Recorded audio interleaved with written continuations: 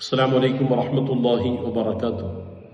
بسم الله والحمد لله والصلاة والسلام على أشرف رسول الله وعلى آله وصحبه أجمعين. പ്രിയപ്പെട്ട മുഅ്മിനീങ്ങളെ, സഹോദരങ്ങളെ, നാം നിലകൊള്ളുന്നത് പരിശുദ്ധമായ റബീഉൽ അവ്വൽ മാസത്തിലാണ്. ലോകത്തിന്റെ അനുഗ്രഹമായ സയ്യിദുൽ വജൂദ് മുഹമ്മദ് റസൂലുള്ളാഹി സ്വല്ലല്ലാഹു അലൈഹി വസല്ലമ തങ്ങളുടെ ജന്മം കൊണ്ട് അനുഗ്രഹീതമായ മാസമാണ്. ആ തങ്ങളെ അളവറ്റ് സ്നേഹിക്കാനും ആ തങ്ങളുടെ മേൽ സ്നേഹം പ്രകടിപ്പിക്കേണ്ടത് അവിടത്തെ മദ്ഹ് പറഞ്ഞും അവിടത്തെ മൗലിദ് ഓതിയിട്ടുമാണ് വിശ്വാസികൾ സ്നേഹം പ്രകടിപ്പിക്കേണ്ടത്.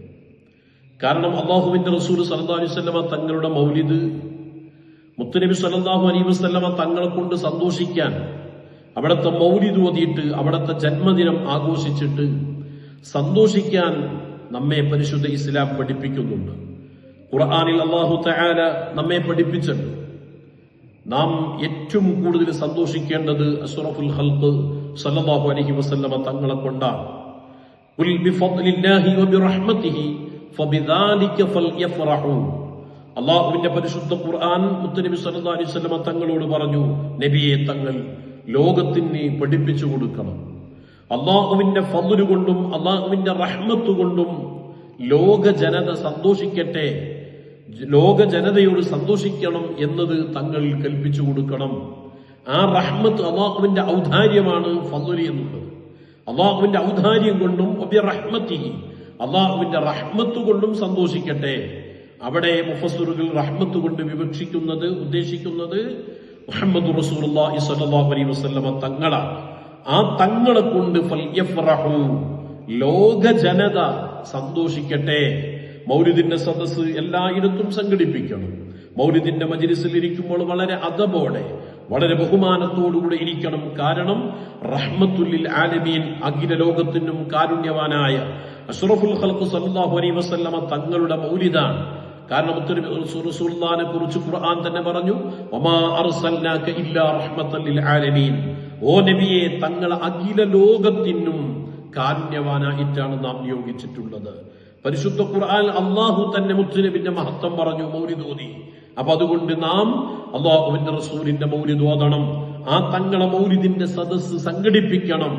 ആ മൗലിദിന്റെ സദസ്സ് നമ്മൾ സംഘടിപ്പിക്കുകയും അതിനെ ബഹുമാനിക്കുകയും ചെയ്താൽ വലിയ നേട്ടമാണ് കിട്ടുന്നത്.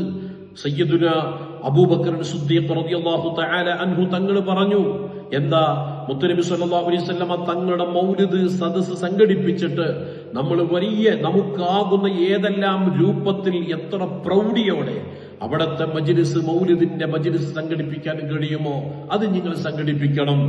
അതിനുവേണ്ടി എത്ര ചെലവാക്കാൻ നിങ്ങൾക്ക് കഴിയുമോ അത്രക്കും നിങ്ങൾ ചെലവഴിക്കണം.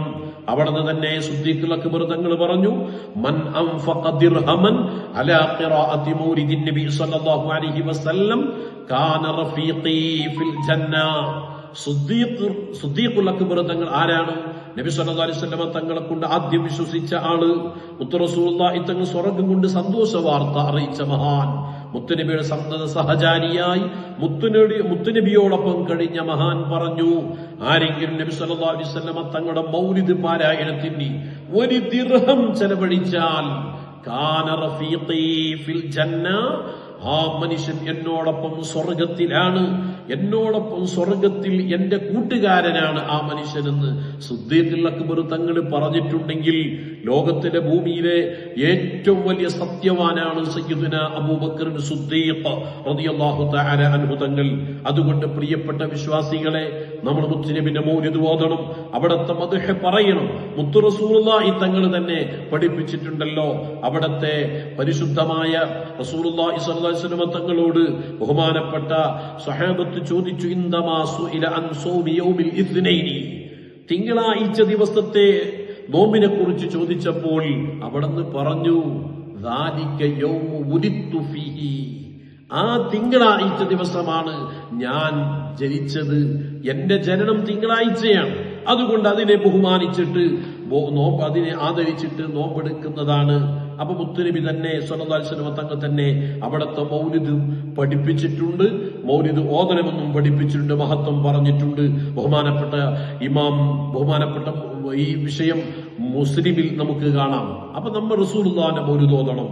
മങ്കൂസ് മൗലിദ് അടക്കം എല്ലാ മൗലിദും നമ്മുടെ വീടുകളിൽ എല്ലാ വീട്ടിലും റബീഉൽ അവ്വൽ 1 മുതൽ 30 ഉൾപ്പെടെ ദിവസങ്ങൾ ഒരു ഹദീസെങ്കിലും മുത്ത് റസൂലുള്ളാഹിന്റെ മൗലിദ് ഓതണം. നമ്മുടെ വീടുകളിൽ മൗലിദിന്റെ മജ്‌ലിസ് സംഘടിപ്പിക്കണം. നമ്മുടെ ത്വാഖത്തനുസരിച്ച് ആവതനുസരിച്ച് നമ്മൾ ആളുകളെ വിളിച്ചിട്ട് റസൂലുള്ളാഹി സ്വല്ലല്ലാഹു അലൈഹി വസല്ലം തങ്ങളുടെ മൗലിദ് ഓതിയിട്ട് അതിന് വേണ്ടി ഭക്ഷണം വിതരണം ചെയ്യണം. അത് പുണ്യകർമ്മമാണ്. അല്ലാഹു നമുക്ക് തൗഫീഖ് നൽകട്ടെ. മുത്ത് റസൂലുള്ളാഹിനെ സ്നേഹിക്കാനും അവിടത്തെ മദ്ഹ് പറയാനും പാടാനും മൗലിദ് പാരായണം ചെയ്യാനും അല്ലാഹു നമുക്ക് തൗഫീഖ് നൽകുമാറാകട്ടെ. മഹാന്മാരോടൊപ്പം മുത്തായ തങ്ങളുടെ ജിവാറിലായി സ്വർഗ്ഗത്തിൽ അല്ലാഹു നമ്മെ ഒരുമിച്ച് കൂട്ടിത്തരട്ടെ. ബിറഹ്മതിക യാ അർഹമർ റഹീമീൻ.